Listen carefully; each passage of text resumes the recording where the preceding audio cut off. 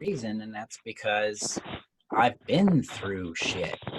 I've been through things that threatened my well-being, my existence, my survivability. So we don't want to gaslight ourselves. We want to just say, of course I feel this way. It's normal to feel this way in response to this kind of situation. And this is what one would call, it's a verbal legitimization of what you're feeling, okay? This gives you permission to just acknowledge what's there.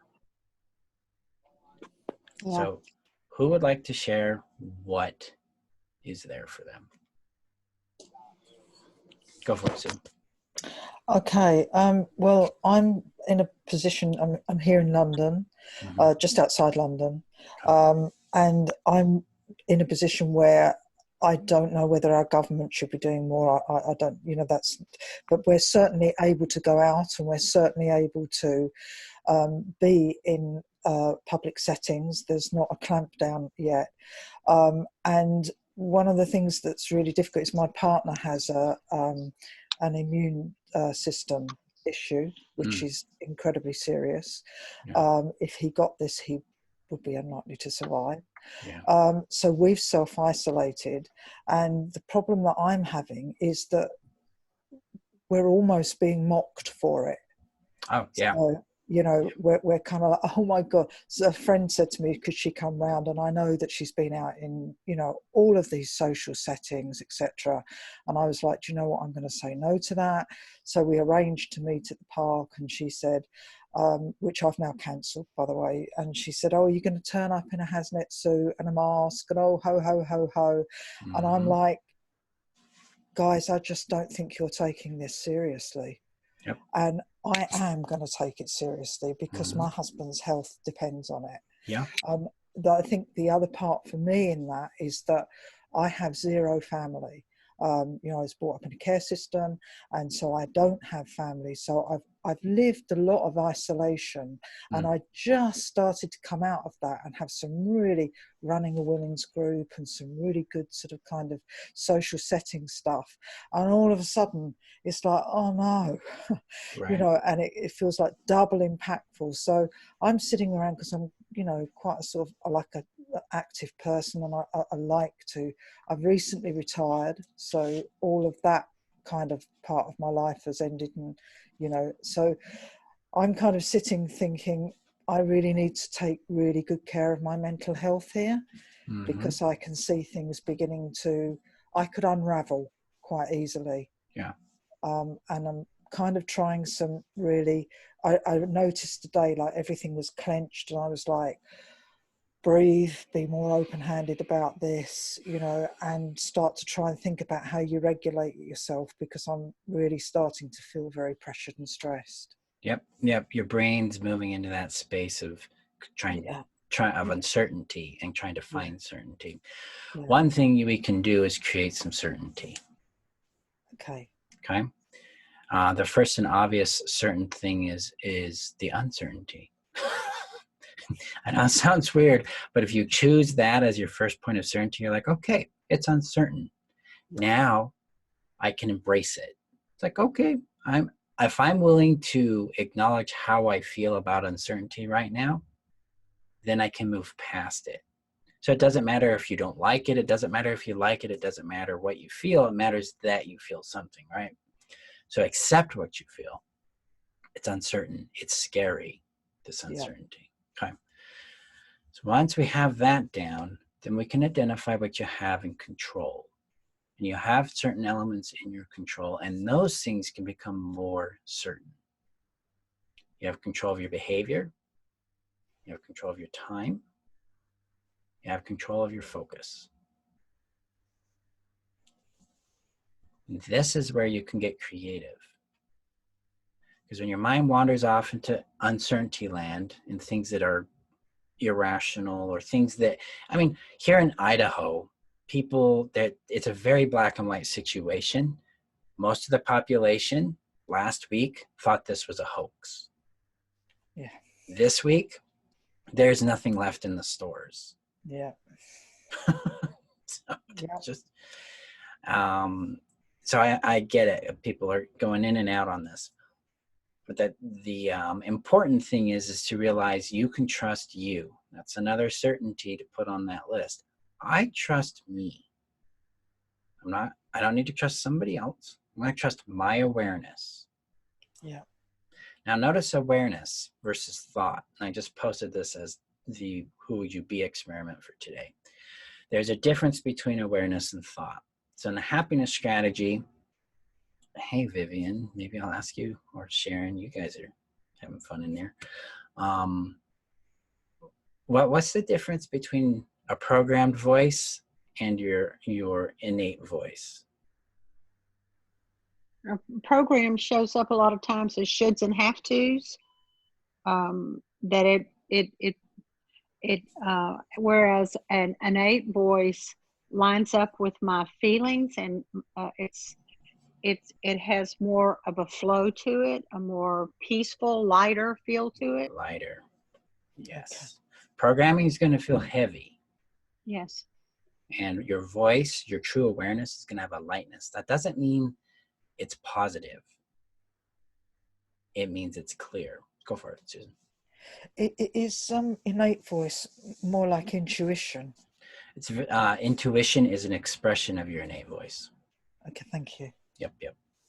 There's 9 expressions in the innate voice, and intuition is one of them. The next one is peace and calm. You can actually be calm about the situation and accept that, hey, this is scary too.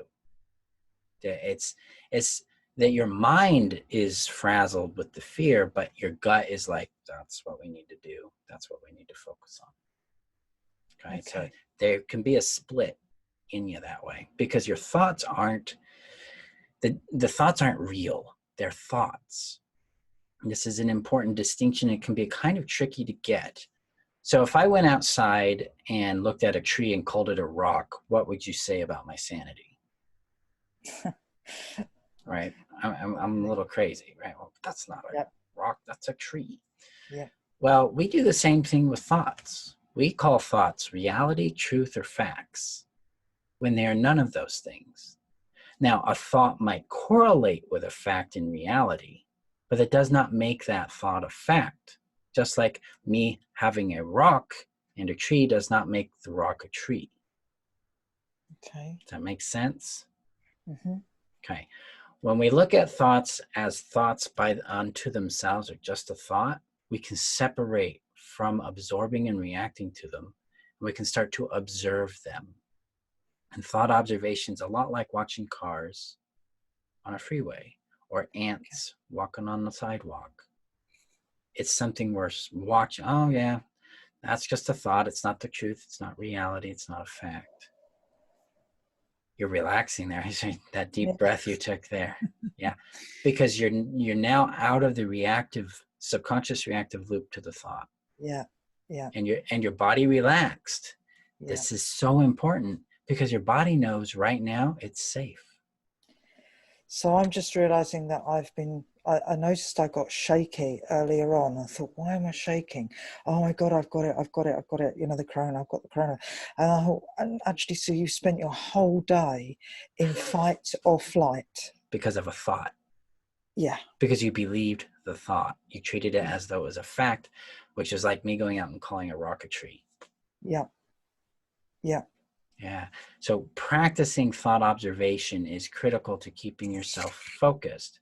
In Calm, and Calm's free, so y'all can get it. I'll put it the link here actually in the chat. There's the thought observation tool, which is number 2. And you just follow along the MP3 and you'll be good. There it is. You can get it there. Okay, great. Thanks. So you could write your thoughts down if it helps you separate from the thoughts, Martina. The idea is to get out of the absorption of the thought and get into the observation of it. Another term that I use frequently with this is differentiating yourself from the thought or from the feeling or from the other person. So that separation allows, like you experienced, Sue, an automatic nervous system regulation. Oh, it's just a thought. Yeah. It's not reality. It's not the truth. It's not a fact. It's just a thought. Yeah. Now your brain might one day, or may say it in just a minute when I suggest it. It says, but what happens if it becomes a fact? Oh, that's different, because the fact and the thought aren't the same thing. I still have a thought. So now I'm having a thought about a thought becoming a fact. So I observe the thought I'm having about a thought. It's a little weird there, kind of like Inception. You're getting all these layers of dreams, you're getting layers of thought. But it's just like, oh, I just have a thought about a thought. That's not a fact. It's not truth. That's not reality either. So we can treat our thoughts that way, and then we can create a practical plan to deal with the what if. And I follow a guy named Mark Waldman, and he's kind of this neuroscientist that's at the intersection of New Age thinking and practical action, applicability and action. And so most of you have probably heard of a vision board, right? You put your things up. Well, he has what's called the Oh Crap board. And on the Oh Crap board, you put up your biggest fear and then a plan to deal with fear. So, like for me, I mean, two of my friends and their children are displaying the symptoms of this virus. I mean, I found out 20 minutes ago. So it's kind of like, ooh. My children are quarantined in their home with their mother. I'm quarantined here. We're doing self-quarantining because Idaho's probably never going to institute a mandatory one because we're rugged individual Americans. Just kind of it's a old West mentality that's working against reality right now. And so in my mind, I'm like, okay, we're going to put that down. Now here's my what if. I will probably get this. So I have a plan in place. I know who to contact. My apartment is sterilized. The people I rent from know about it. They are high risk because they're immunocompromised. So if I become infected or I start to display symptoms, then we have a protocol about what to do for communication, which will just be by text. I'll notify my ex-wife, my kids, my girlfriend, my friends, and then I've got enough resources to weather it out. I'm in good, strong health. I don't really have a big concern there. That's my plan for that. So what you do is you write down a plan. What am I going to do if this happens? And then when your brain starts to obsess about, oh God, this might happen, just reinforce your plan and then practice thought observation. That way your brain knows we have a plan, we have structure to create some certainty in this chaos. And I don't have to sit here and play bat with the thing all the time. Okay.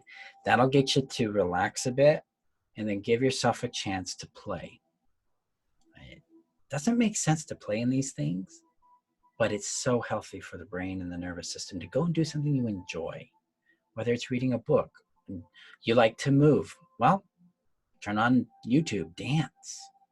Just do something that brings you out of this tense, chaotic normal we're in into something that has a little play and relaxation and distraction. So you can give your brain a break. And then, this will sound weird, and this is how I handle big stress, is I block times out of my day to freak out. I'm like, I will give myself 20 minutes to freak out at 5 p.m. 5 p.m. it's freak out time. I'll go and I'll like, there wasn't any blah, dump it all out on paper. Like, this will happen, that'll happen, blah. And then at the end of that 20 minutes, I focus on something else. Usually something really soft and regulating. Like I have a plushie I'll hold, or I'll talk or chat with a friend about something that is not related to the stressor. Sometimes I'll take a nap because it gets all that adrenaline out, so you're exhausted. Eat something fresh as much as you have available on that, like a fruit or a vegetable. But I give my brain permission to freak out so that I'm not squashing it. I'm just like, 5 will freak out, at 2 will freak, whatever.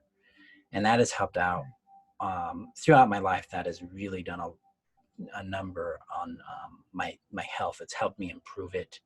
It's calmed me greatly. It's removed panic attacks because my brain knows it can freak out and it's okay. It's not going to end anything. It's just like freak out time.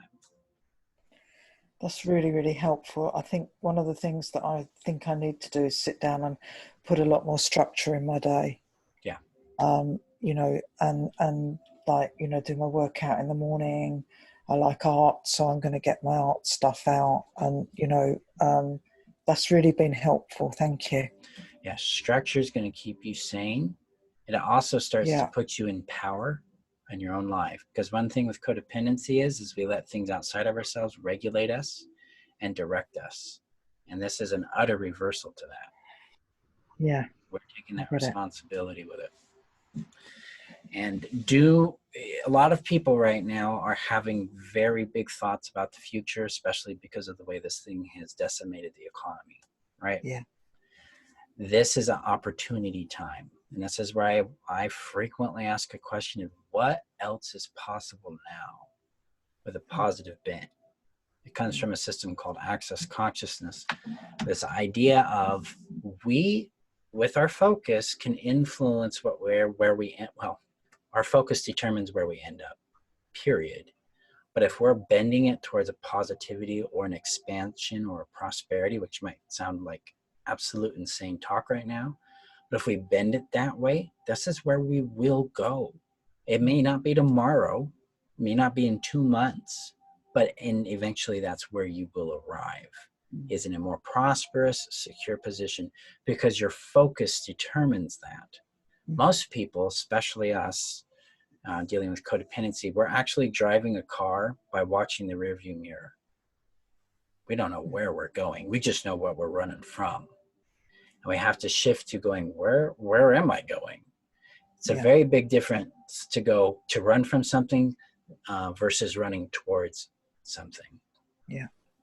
So that's why I'm a big emphasis on focusing on what would bring you joy or your happiness, because that is where you will end up. This is all temporary.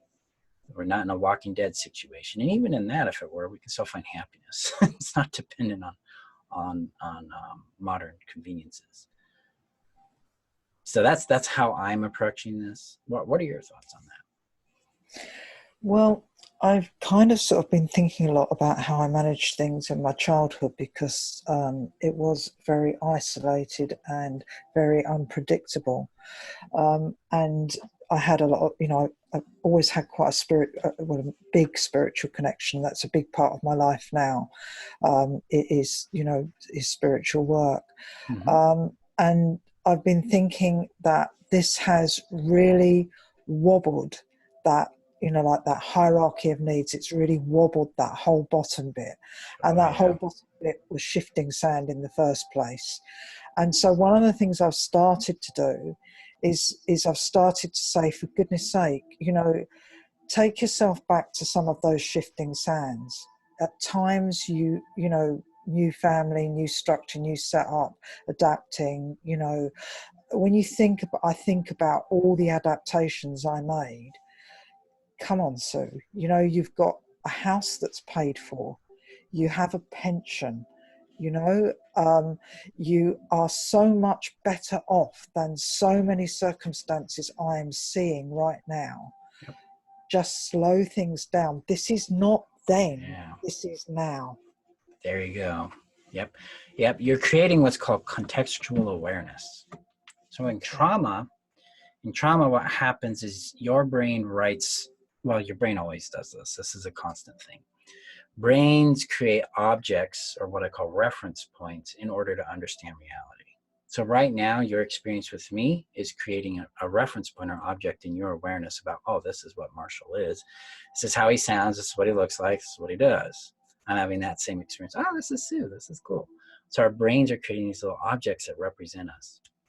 Well, in trauma, it creates an extremely powerful reference point or object that has all this energy to it that's a threat.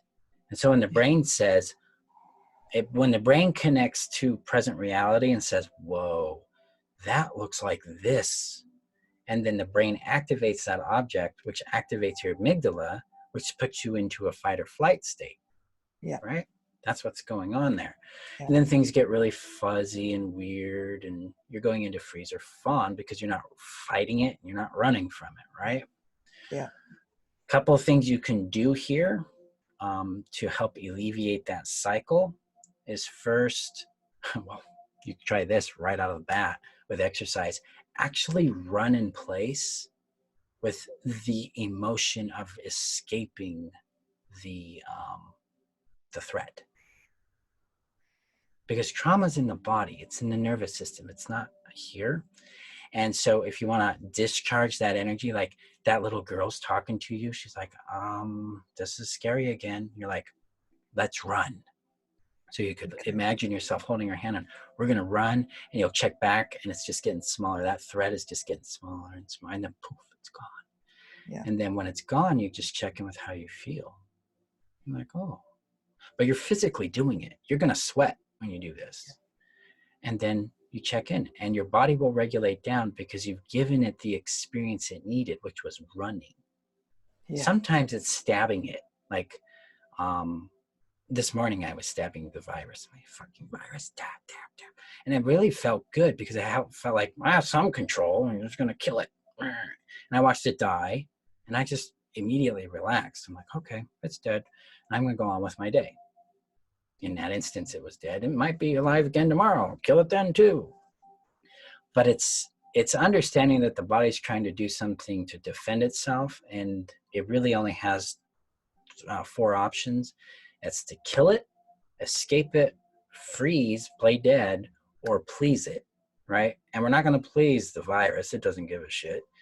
Playing dead isn't going to work. So really the brain's like, well, can I run from it or can I fight it? And I just give it its choice. Whatever, if it says run, Marshall, then I'll just do running for like 5 or 10 minutes. And it feels really good. So that's one way to help regulate just getting that energy out, right? Yeah. Just dissipate that energy. The second step in that you would want to take is learning how to ground. But if you're in a spiritual practice, you've probably been doing some grounding. Yeah. Right? Now, when I talk about grounding, I'm actually talking about standing on your feet, feeling your feet on the floor, feeling the weight of your body against the ground. Mm-hmm. And then you do this tilting process from left to right, and you just sense into the steadiness of your body, the trust that you can have that you're grounded, that you're rooted. And what this is doing is it's psychosomatically telling your body it's secure. We're rooted. We're okay. Because this thing has pulled the rug out from under us. Yeah. Well, now we're going to get rid of the rug, get in contact with the actual unmovable ground below our feet, and just connect with that. And that's going to allow you to feel more secure in the present moment. Because right now you're talking to me and nothing is happening, right? You're just talking to me. Yeah. You're secure. Yeah. Because danger only exists in the moment. Yeah. Everything else is fear, and fear is just a thought. It's not the truth. It's not reality. It's not a fact. It's just a thought. Because if you're in danger right now, you shouldn't be talking to me. Right. You should. So I've realized that, one of the things that's been happening is I've been having this headache, it's like a headache, but it's not, I know it's not a headache. And all day there's just been this pressure in my head. Mm-hmm. And I'm realizing that that's exactly it is this fear thing. Yep. I'm realizing as I am I've been sorry, language. You're fine. I just swear. I am terrified. I'm bloody terrified. Yeah, I'm not terrified. The thing I'm not terrified is I'm not so terrified for me. I'm terrified that my husband's going to get sick. Yeah, that's a legitimate fear. Yeah. You're not crazy. I know. I realize now I really have to start doing some of this stuff. It's just landed today. It just kind of landed a little earlier on today of for goodness sake, this is trauma. You are feeling totally traumatized. Yep. Yep. It's activating that freeze response that leads into trauma. Yeah. And that's because you're not moving. Yeah. That's the usual thing with me. So we have to get into some sort of motion to get that energy to dissipate. Yeah. And that fighting or that running or the stabbing. I mean, this is stuff. A man named Peter Levine, he's the world's leading researcher on PTSD. I trained in his materials with my mentor, and he's like, it's an animal response. It's an animal instinct. You want either going to kill it or you're going to run from it. Yeah. Do something. And some of his processes are about fighting, like he does these pressure punching processes. And some of them are running, trying to get away from the evil thing. But they always help regulate the nervous system because the nervous system is not rational, it's reactive. Right. And so you got to just give it what it wants, and in a healthy, constructive way, and then it'll help, because you're going to be in this for a little bit. But helping your brain calm down, moving into that thought observation, go through those motions will help you maintain. Okay, that's great. So we've got a running machine, and we've got to just ordered my partner wanted something he could pull up on, because we can't go to the gym at the moment. Yeah. So which is like, we can't go to the gym. Yep. And so, but the thing has got a hook for a punch bag. And I said to him earlier on, I think we need to order a punch bag for that thing. I really want to punch. Yep. So that's great. Get it out. Yep. Yeah. Yep. Really just let yourself feel it, because it's going to feel uncomfortable, especially the fight energy, because you're going to feel a real primal anger and defense and it's just, you let that puppy out and you're going to feel a lot better, because that's helping dissipate the energy that way. Yeah. So, and that's a way we can regulate this nervous system response. Plus, when you really get in contact with your fight response, you get in contact with your boundaries and your inner advocate. Because when you move from fawn, which is the core reason we're codependent, we go from fawning to advocacy. And that's moving your value into you so that you can ignite that voice of advocacy, so you can say yes and no and confront problems. So the practice of getting used to that fight energy, just its primal sense, will activate a bigger awareness in you. Like, I don't like that, and it's going to come out of your mouth. Stop, or don't, or I don't like it. So there's some real powerful work there.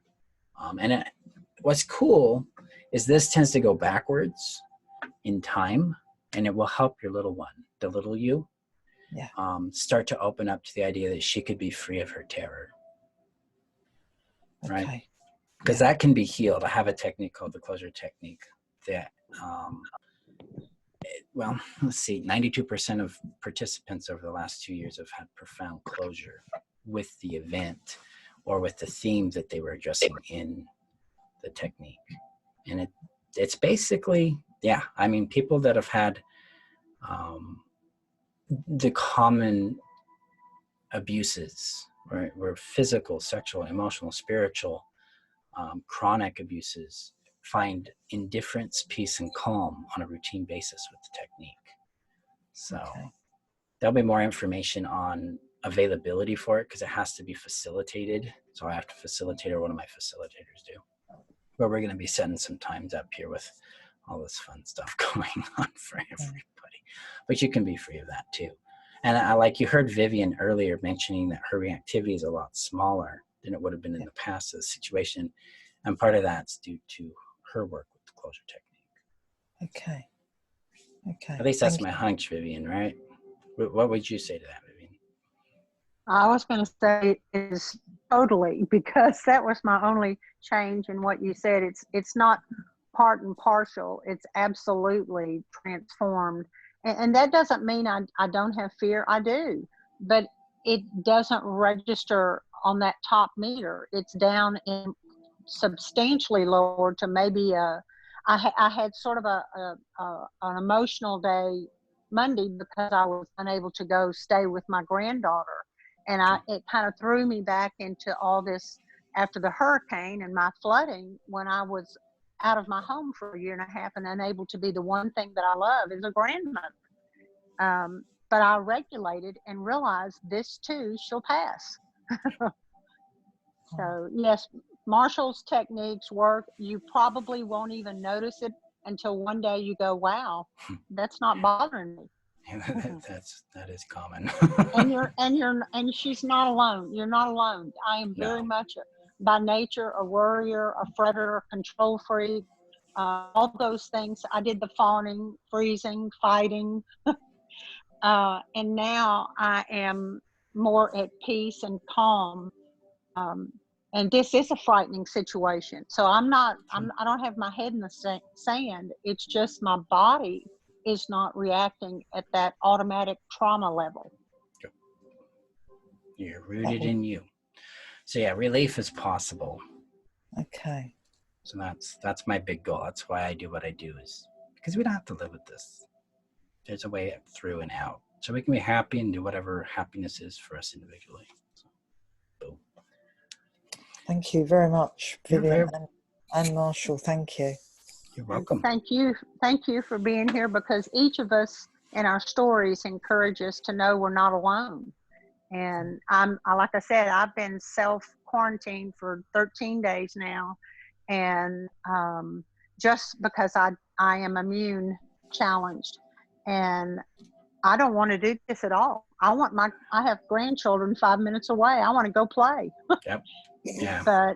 But I know it's the right thing for me to do. And Marshall helped me to learn to listen to that. And it's helped me be calm and just day by day and just hang in there. Yep. So we're here for you too. So thank you for being there for us. Yep. Yeah, we got your back. And I hear you on the time thing, Vivian. I won't be seeing my kids for probably a month. Oh my gosh. Yeah. Thank God for Snapchat and the internet. Yeah. I'm with you. I think there are so many people out there doing this, though. So many more. We'll hear these stories like we do after any travesty. I think we'll start hearing the stories how we long to be with people, and just due to safety concerns, we couldn't do it. Yep. It's just what it is. Yeah. And we're doing a good job. We have to be mindful of look what we're doing right now. You're showing up for yourself. You're getting support. You're contributing. You're receiving. This is a step, right? It's a courageous step just to say, hey, I want to connect. I want to be present and see what other people are going through. And so the sharing is really important, because when we put it out there that we're scared, or we're terrified, or we're even indifferent, because some of us are indifferent. We're not heads in the sand, but it's just like, I've reached a piece of, a space of indifference with this thing. Cool. But it's that we can see that we're accepted, that we have a belonging, that we're not actually alone in this. Even though this is all digital, we're still real. And that matters. That brings me comfort, that I can hop on Snapchat on my phone and make a stupid video for my daughter, and then she can make a stupid video back to me, and then we can laugh at it. My son and I, we do Minecraft together, and we've been building irrational things in Minecraft, because Minecraft is just an irrational thing. But that's fun. We're finding ways to create that connection, but we're also showing up with courage and with hope, because a lot of people are going the other direction. Then people out there, this is the end of the world, it's catastrophic. If it was an asteroid, sure, this is not an asteroid, and this will pass, and we get an opportunity to do something different. But we also have this chance to really reclaim ourselves from kind of our old routine, right? Those old priorities that maybe aren't ours so much. Maybe we want to do something different now. Maybe there's something speaking to us from within us that is more aligned with our own value or voice. That's how I tend to look at these kinds of disruptive things, is what can I become aware of because of this that I wasn't aware of previous to it. So for me, right now, it's really about, ironically, it's about stepping up into leadership, like doing this. Like, I probably come I might come across as a leader just because I'm the one facilitating things. But in my mind, I'm just a guy. I'm just a person that knows some things that work. But my awareness is like, well, lead with what you know. Show up with what you know. Contribute with it, and then let's see what that does. So that's an experiment that way. So. I think you come across totally as just a guy, but in a good way. Thank you, Nicole. Because that's how I've like referred to you to friends that I've talked to you about. I'm like, there's this random guy in Idaho, and he like figured out all this stuff. But that's powerful because it's like sometimes really credentialed people are harmful or not helpful. So well, they're not attainable either, right? Like sometimes we look at people we consider leaders and they're unreachable. We would put them on a pedestal. They're out there. That's right. And my goal isn't to be that. My goal is to be myself. So your feedback, Nicole, tells me I'm doing a good job in that respect. It's like, yeah. I think so. I think you seem like you're really yourself, which is why Good. you can help us be ourselves too. Yeah, I mean, if I'm not doing it, why should you trust me at all? Why even believe me if I'm not living my own shit that I preach, kind of thing? You gotta have some integrity there, right? So good. I like that feedback. Thank you for that. Okay. Anybody else want to shoot anything or share, or this is your time.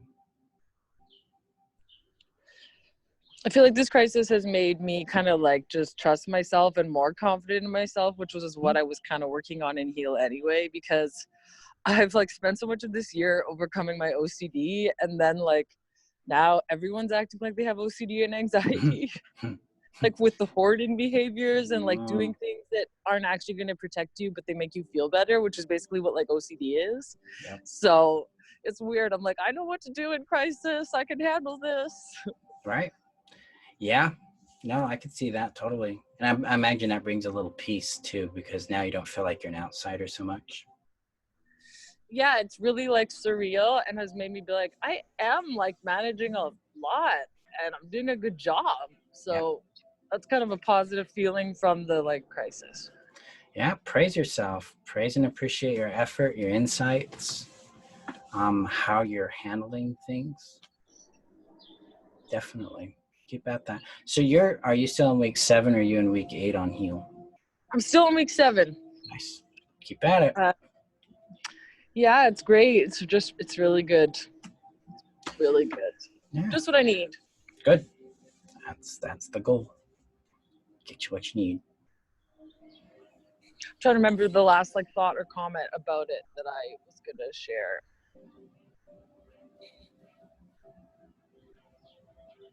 Yeah, because if you're in week 7, you're dealing with receiving love from others.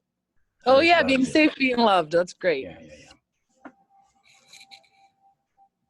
Yeah, that's week 5 and week 7 are my favorite in Heal.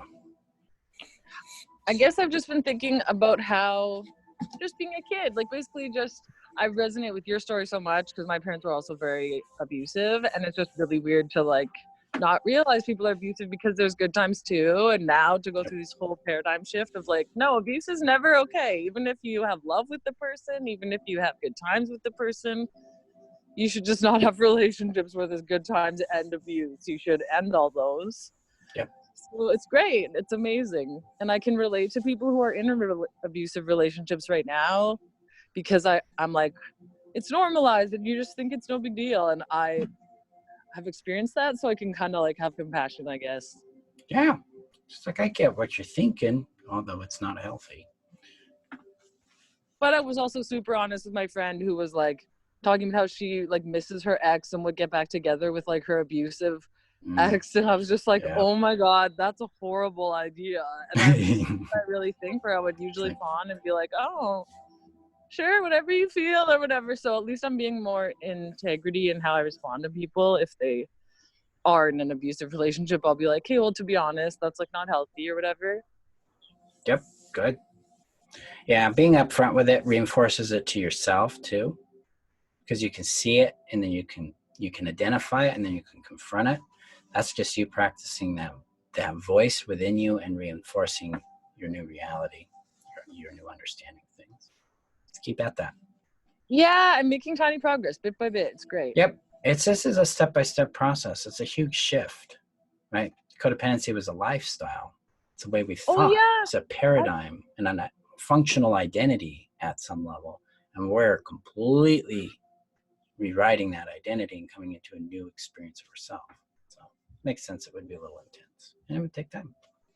Oh yeah, I remember the thing I wanted to share, which was I went through a bunch of old journals and like recycled everything I don't need, which is a task I put off for like years. But some of the old entries of like, it just made me, it was like just entries of me trying to do healing work and writing things like, I just feel like I have so much shame and I'm like blocked by this shame. So I feel like the closure technique really helped me get rid of a lot of that shame. And I'm like, wow. And so I kind of want to book more closure techniques. Oh yeah. Yeah, we're going to be opening up more space in April, especially with because the first iteration of the happiness strategy is coming to its conclusion. It ends April 13th. The next one starts the 20th, and so that opens up space for the closure techniques, so you can arrange more sessions for that. So awesome. Keep your eye out for that. I'll be posting info about that probably end of next week, 1st April. But yeah, that how your identity becomes all entangled with shame when you get emotionally abused. I don't think that's a well-known idea. No, it's definitely been mind-blowing. Oh, that's good to know. It is not well known, but that's actually something really good to talk about too, how trauma and identity are infused. Because yeah, I really felt like I lost so much of that shame when I did the closure technique, the first one. But just someone was talking about closure technique before, so it's all comes back. But anyway, I'll stop talking now. No, you're good. You're good. All good. Go for it, Sue. The things that was it Nicole was talking about, is this I've been looking to see if I can take part in something that you're doing, the courses. Oh yeah. I can't find anything at the moment. Is this something that is not available, or? Oh no, this is all available. I'm obviously doing a bad job at communicating those links. That's what that tells me. You can enroll in the happiness strategy and you'll get access to everything she's talking about. Okay. The way you do that is you need to take the master class. I think I've already done that. Well, I have. Okay. And then that gives you an option to enroll at the end of it. And then you'll have an email that you get from the master class that gives you an enrollment link. And then you click on that link and you can sign up right there. Okay, I'll go back and do that masterclass again, and then have a look at that link, because I know I sent an email. There was something about sending an email for something that was available in April. Say again. You broke up there. Sorry. The next happiness strategy starts in April. Yeah, the happiness does, and it's it has two versions. There's a live version and an automated version. And you can start right now with the automated one and then attend the live classes when they start in April. That way you don't have to worry. So if I go back to that, and do that thing you said, that whatever it was, sorry. The master class. The master class, yeah. And then I can enroll in that happiness strategy. Okay, yep. Thank you. Yep. And the happiness strategy currently includes a one-on-one session for the closure technique. That will change in about a month. So if you get in now, you get that session included, and that's like $150 savings right there for you when you're looking at the dollar sign. But yeah, definitely take the master class and then go from that direction. And what's cool with happiness strategy includes the program that Nicole was referencing called HEAL. It includes that, and it includes Addiction to Connection, which is about healing the trauma bond, love addiction component. Okay. Basically, the happiness strategy includes everything I have to offer in the healing segment of what I teach. So, because I do the codependency stuff, and then I do relationship development or dating stuff, and they're separate. But happiness strategy includes everything I have to offer on that. So. Okay. Thank you, Marshall. Thank you. You're very, very welcome. So, Martina, you asked a question. I have a question. I still have a pattern of placing my needs in other people. hands, men, and I am not good enough to take care of myself. Why don't you take? Okay, yeah. Yeah, I've heard it termed Cinderella syndrome. Fundamentally, what's going on, and let's see, let me duplicate this and then delete this because I need to draw this out for my brain to make it work. We're gonna get some martial art here, my friends. Okay, all right. So when you were a little one, this is you as a little one, you had an attachment to mom and to dad. Like, come here, I'm gonna get some. So here's your mom. Here's dad. Okay. Look at them little faces. Yay. But you had an attachment to them. And what that attachment did is it gave you a sense of identity and a sense of purpose, and a sense of value. Okay. Well, trauma happened, right? You were either neglected or abused, you were gaslit, you were discarded, you were ignored. Something happened chronically in this bond with your parents. And what that does is it creates a friction in the bond, which triggers a survival response in you called fawning. And so what fawn does is it says, I'm going to take what mom and dad want me to be and make it myself. But it also aborts what's called individuation, which is who you become when you're an adult. This is how adults become adults, is the child discovers who they are in reference to the world and to the feedback they're getting from their parents, and then in contrast to that feedback. This is where children rebel. This is like the terrible 2s and 3s where they're constantly doing everything opposite that you tell them to. It's also why teenagers tend to have an angle of angst and hubris and a little bit of narcissism, because they're individuating from their parent and from society and discovering who they are. Well, because of this friction right here, you didn't get to complete this process into who you are. And so this little girl inside of you is seeking her mom and dad through your adult partner. And that's what's going on. The way you heal that is you have to complete this cycle of individuation. We do that through addiction to connection, and we do it with a combination of, and you know, if there's, we have to heal this trauma as well. So addiction to connections, connection practice, along with the closure technique, will resolve this problem. So what are your thoughts on that? And did that make sense? And if it made sense to the rest of you, let me know. You can either like raise your hand if you know how to do that. I call it the thumb uppy. If it made sense to Vivian.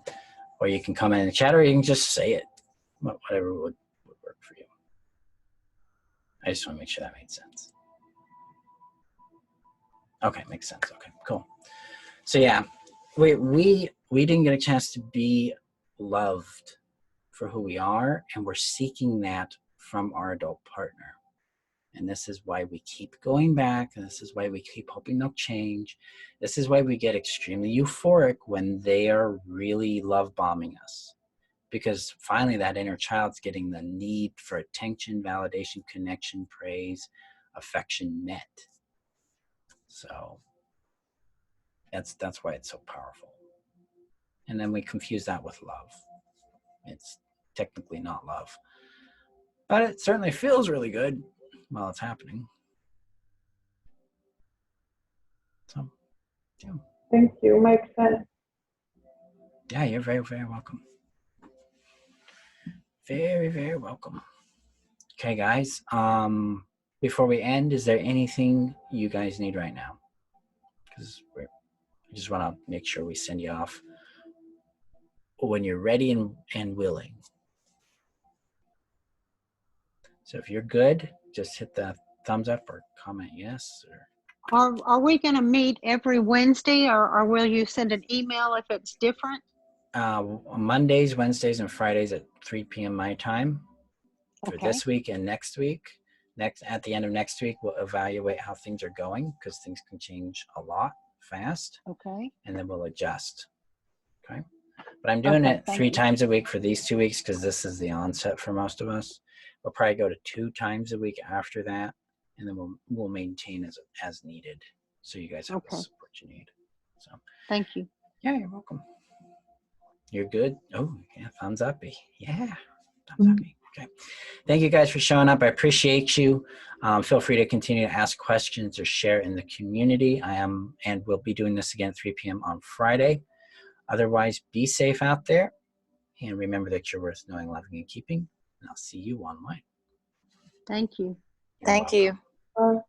Good night, guys.